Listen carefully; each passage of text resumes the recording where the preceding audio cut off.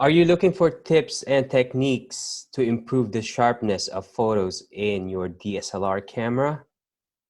Well, that's what we're going to talk about today, so let's get to it.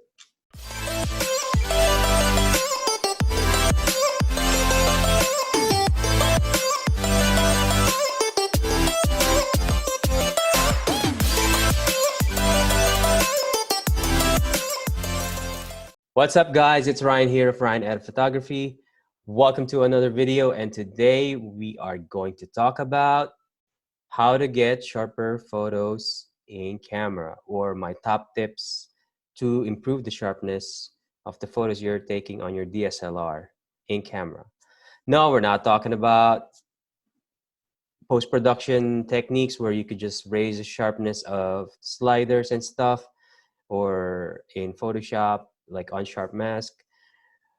That stuff, yeah, it helps, but we're talking about today how to get it right in camera. So before we get started, I'm gonna ask you guys to please smash the like button, hit subscribe, leave a comment, or share the video. And I always appreciate all your support in growing this channel. So first tip that you have to know is every lens is what they call have a sweet spot. So if you don't know, if you have a lens, right? Well, this is a mug, and you can take a sip. Hold on. Okay, much better. So every lens, it has its widest aperture, right? So if you have a let's say you have a 1.4 lens, a really fast lens. So the rule is the sweet spot is double 2 to 3 times its widest aperture. So if you have a 1.4 lens, the sweet spot is usually the 2 stops, which is 2.8. So test it at 2.8, and that's usually your lens sweet spot. So if you have a 2.0 lens, then like 3.5. No, that's like we're talking about whole complete stops here, not 3/4 stops. So because there's like little increments, 3/4 stops. So from 1.4, it's 2.0, and then 2.8. So that's 2 stops, 2 full stops to get to the sweet spot of the lens. So if you have a 2.8 lens, it's 4.0 and then 5.6. So 5.6 usually would be a cool the sweet spot for the lens.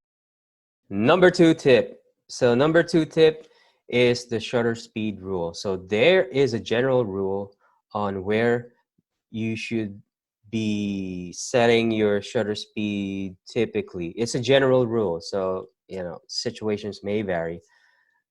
But so the general rule is whatever your focal length that you're shooting is, your shutter speed should be at double.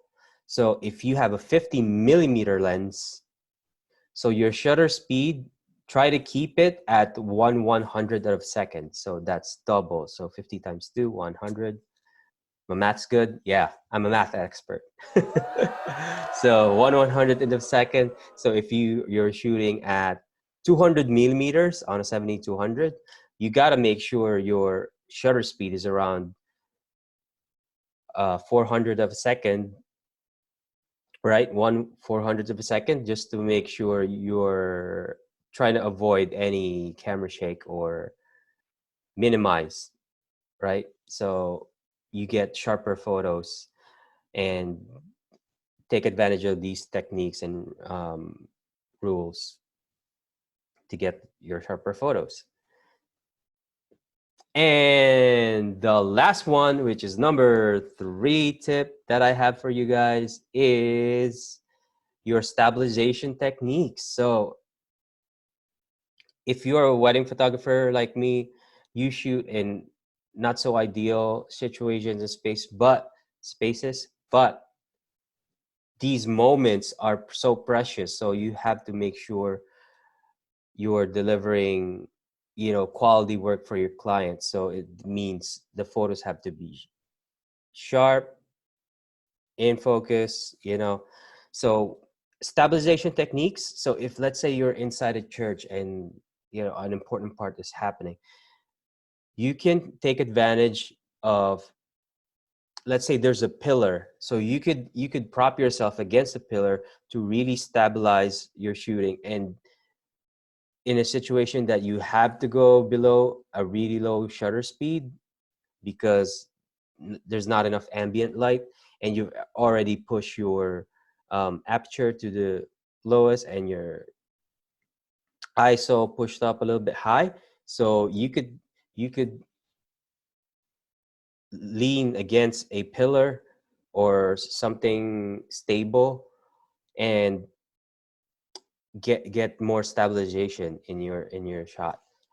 So another way is when you're shooting, so make sure your legs are in a steady like platform, and your techniques is you have a good base on your footing. So like so the concept of tripod is like those legs stabilize itself on the ground or locking itself. So you got to think about like being kind of in a like in terms of your base, like tripod. Also another way is if your camera allows for a battery grip, because that's the whole reason why flagship series cameras are big, because they have grips built in them. So when you shoot vertical, you don't have to bring up your elbow like that. You just use the grip like when you're using vertical orientation. So that's the whole reason. It adds more stability because your arms aren't like free, like wiggling. So if you lock your shoulders in like that, and then if you need to shoot vertical, you just rotate, use the grip. So that will add a lot more stability to your shooting technique. Of course, having in-camera stabilization like the IS motor or VR, I think VR, vibration reduction for Nikon, helps also. But so these techniques should be in your fundamentals. So you could you could be out there shooting and it's going to be instinctive, and it's going to be good techniques to utilize and then remember.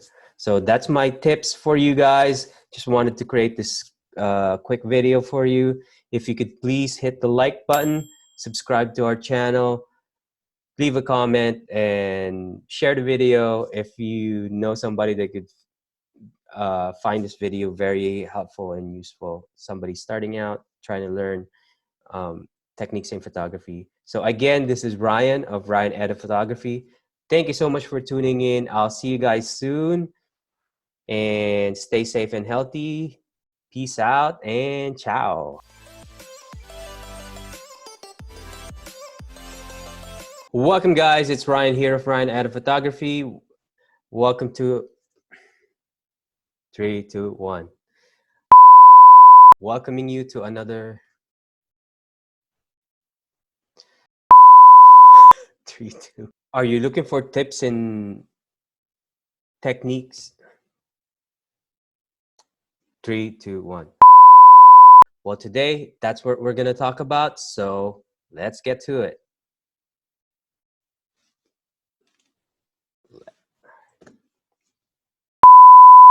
So number 2 tip is you should be cut.